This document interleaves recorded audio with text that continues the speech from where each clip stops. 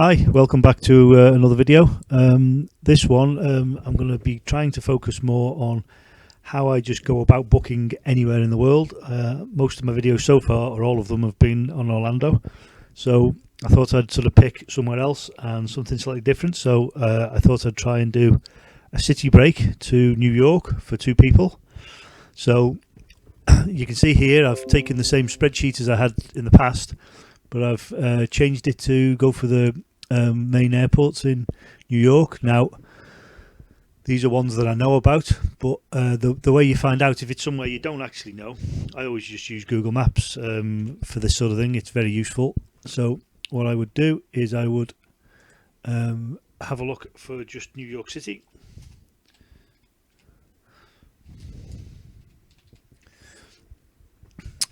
And once I've found New York City, I would just get a reasonable overview of it, zoom in a bit, and then I would just look for international airports.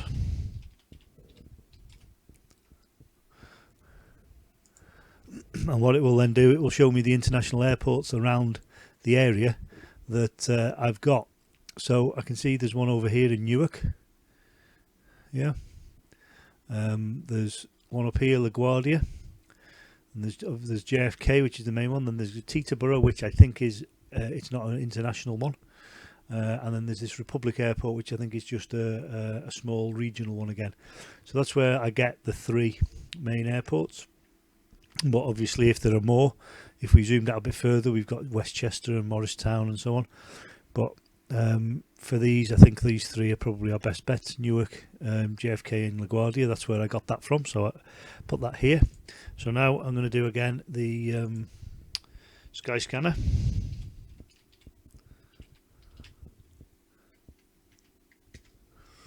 Skyscanner.net. So what I'll do, again, I'll do Manchester. If I could spell it, it'd be even better, wouldn't it? Jeepers. And I will go for JFK. I'm going to be looking for around Christmas time, so it's going to depend on what you want, but I would like to go the 23rd for 4 nights and come back on the 27th, so I actually have Christmas there. And again, I'll just be doing it for one adult, and then I'll be using my spreadsheet to sort out everything after that. So now I'm going to search the flights.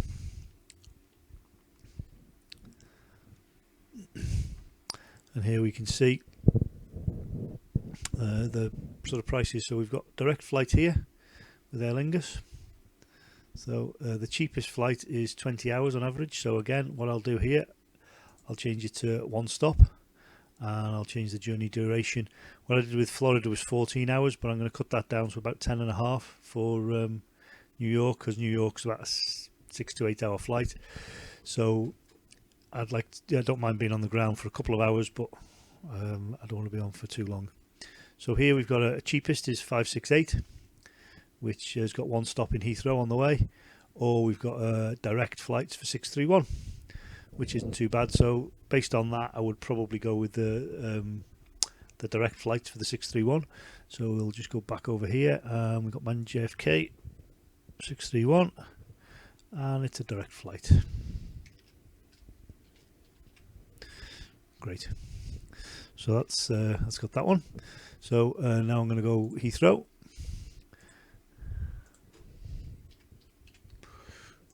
To JFK, same dates.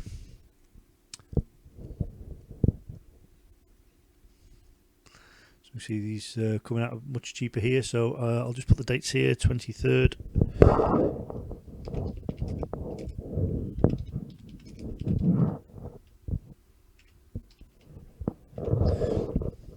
So we'll have a look at these. So got a direct one there from, yeah, that looks pretty decent. Cheapest here is 747 on average, so 7 hours 47, so they're direct flights as well with JetBlue, so only £487. That's pretty decent. So we'll do a 487 there. So you can see here there'll just be two of us going, so I've just put two travellers in there, so it's calculating them out here. And I will do a Gatwick.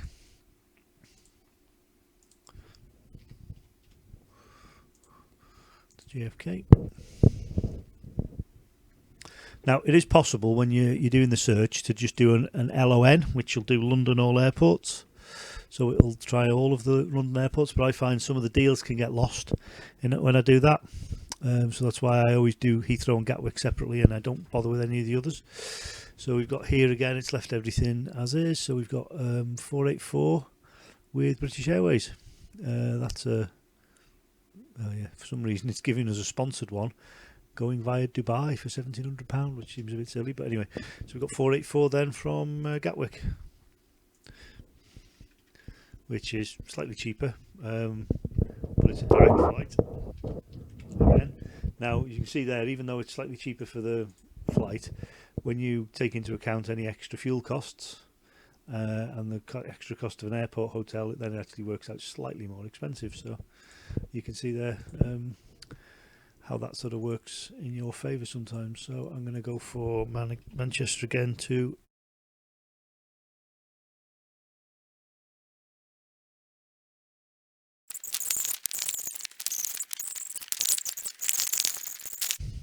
So it's looking like our best bet here for direct flights is probably to go from either Heathrow or Gatwick. Looking at Heathrow is the best bet.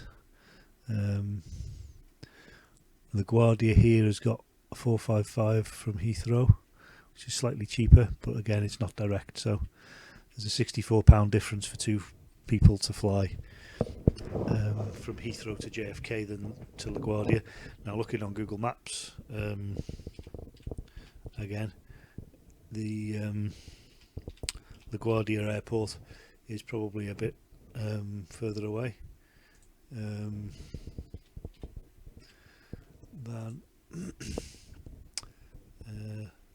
actually thinking about it, LaGuardia is actually slightly nearer, but LaGuardia is slightly nearer to it's up here, I think, LaGuardia, so wouldn't be too bad to get to it from there. But again, for the direct flight, I think you're probably better off. I would probably go with this Heathrow one here, but personal preference.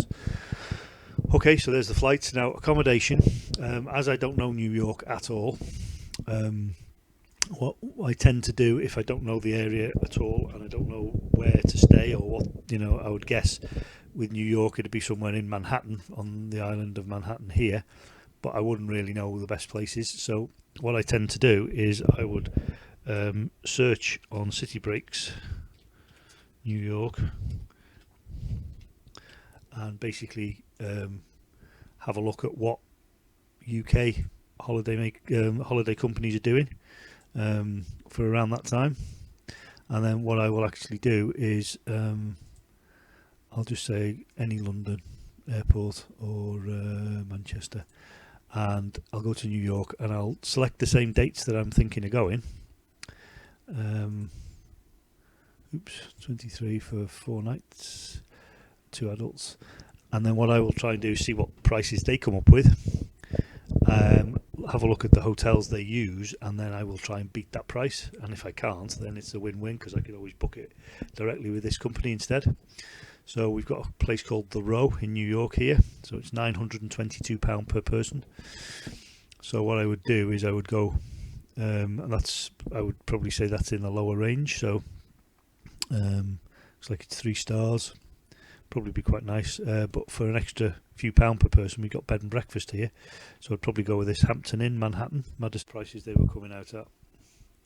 So that's the Madison Square Garden area, so look at some of the more expensive ones. Let's have a look here. Let's just maybe on the left here we'll filter a bit.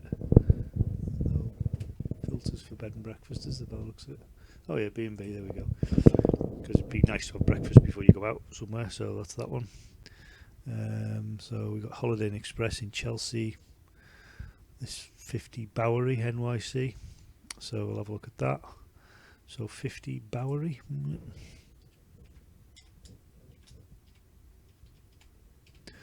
And then we'll have a look at a much more expensive upmarket one here. Maybe the RU Plaza, Times Square.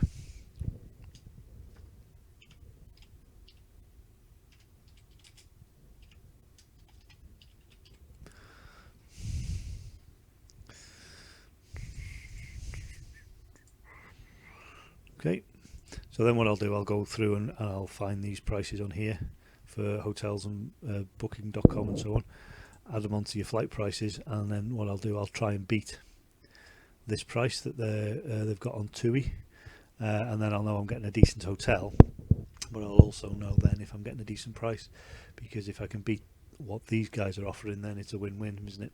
So that's the way I would sort of go about that. The other thing you've got then is, for certainly something like a city break, you probably wouldn't be hiring a car.